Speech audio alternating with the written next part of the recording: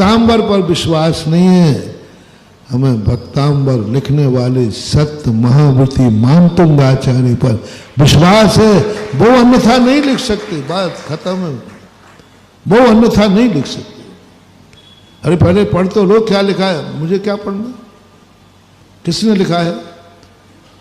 पर आज एक बार भक्तांबर पढ़ लो, उसमें कितनी गप्पे लिखी हैं,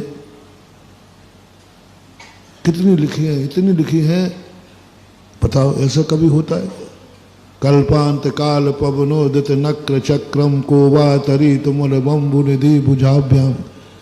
जिसमें मगरमच्छ बड़े हैं, तूफान उठ रहे हैं, फिर भी भगवान के नाम लेने से वो पार हो जाता है। महाराज एक बार पढ़ लो, गप नहीं लिखा हो, कहीं कोई कूद कांद गया तो खा लेंगे वो मगरमच्छ। यदि आपकी भक्तांबर की बातें मान के और ऐसे समुद्र में कूद गया तो वो खा जाएंगे सारे मगरमच्छ। थोड़ा महाराज पढ़ो एक बार, मैं कहूँगा किसने लिखा है ऐसा, क्या पूछ रहा हूँ। हाँ गलत तो है, मगरमच्छ भरे हों, तूफान उठ रहे हों, उसमें समुद्र में तो नहीं कूदना चाहिए। कोई यदि मेरे से आगे कहे सामान, मगरमच्छ भरे हों, खूब तूफान उठ रहे हों, ऐसे समुद्र में कूदना चाहिए या नहीं, तो मैं कह दूंगा, पक्का कह रहा हूं नहीं कूदना चाहिए, मैं भी नहीं कूदूंगा। फिर मैं तुरंत पूछूंगा किसने कहा है, ये बात कही किसने है। बोले मानतुंगाचार्य ने। तो फिर कहूंगा चल मैं भी कूदता हूं, तुम भी कूद, क्योंकि मानतुंगाचार्य ने कहा है। अब कोई डरने की बात नहीं है, क्योंकि गुरु कभी अन्यथावादी नहीं होता। अन्यथा बस गुरु ने कह दिया, बात खत्म। मर गए तो मर जाएंगे, गुरु की आज्ञा पे तो मरेंगे। अंजन चोर से यही कहा तू मर जाएगा, देख ले नीचे आग जल रही है, बरनम बरछे। तो वो कहता मरूंगा तो किसकी आज्ञा पे मरूंगा। तो ना जाने कितने बार किन किन कारणों से मरा, एक भव नमोकार मंत्र के लिए मरूंगा बस, और क्या हो। ना जाने कौन किस किस पे मरते हैं, किस किस के लिए मरते हैं। बोलो भाई, संसार में सब लोग मर रहे हैं कि नहीं। कोई कोरोना से मर रहा है, कोई कैंसर से मर रहा है, कोई किसी का मर्डर कर देता है, कोई अटैक से मर रहा है, कोई ब्रेन। मरने के कितने तरीके हैं, और कभी भी मर सकते हैं। लो एक भव में मैं नमोकार मंत्र के लिए मरता हूं, क्योंकि गुरु ने कहा है, क्योंकि गुरु ने कहा है, बात खत्म है। इससे से आगे हमें कुछ नहीं सुनना। बस मैं कभी भी महानुभाव, मैं बहुत ज्ञानी नहीं हूं, मैं बहुत बड़ा साधक भी नहीं हूं, मैं बहुत बड़े मुनराज भी नहीं हूं। मैं एक छोटा सा साधक हूं, पर लेकिन मुझे मेरा विश्वास, मेरी श्रद्धा जो धर्म पर है, ये मेरी सबसे बड़ी निधि है। मैं जो तुम कहते हो महाराज, जो कह देते वो हो जाता है।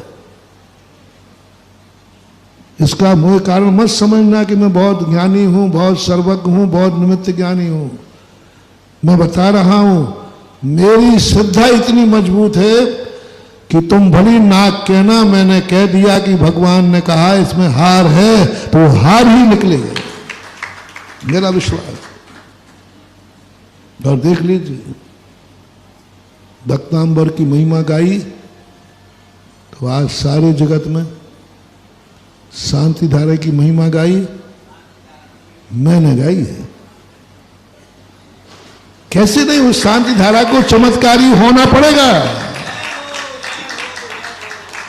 क्योंकि उसकी महिमा और मेरा विश्वास कभी खोटा नहीं कह सकता।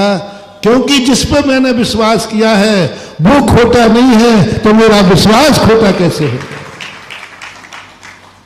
मेरा विश्वास, क्योंकि मेरा भगवान सच्चा है तो मेरा विश्वास भी, बोलो ना, मेरा भगवान सच्चा है तो मेरा विश्वास भी सच्चा है।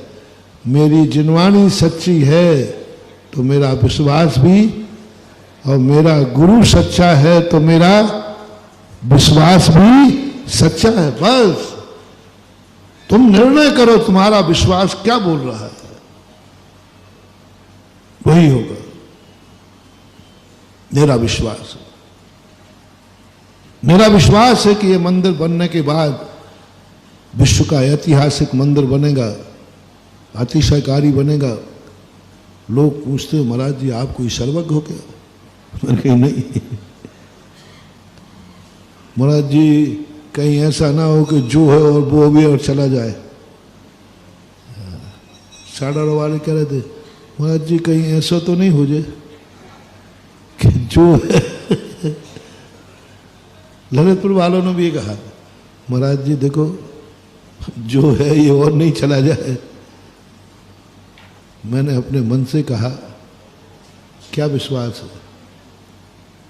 तो मेरे विश्वास ने कहा कि तूने कभी स्वप्न में किसी का है सोचा है? मेरे गुरु ने मुझे एक मंत्र दिया था, मैंने मांगा था गुरु से, गुरु महाराज संसार में सब लोग आएंगे, अपने अपने कार्यों का आशीर्वाद मांगेंगे, मैं क्या से करूं, कैसे आशीर्वाद दूंगा कि सफल हो जाऊं? सफलता कैसे मिलेगी? कोई मंत्र दे दो जिससे मैं जप लूंगा। जाओ, हमारे गुरु के मंत्र तो बड़े विचित्र थे, उनके मुख से जो निकल जाता था उसी को हम मंत्र मान लेते थे, आज तक मान लो।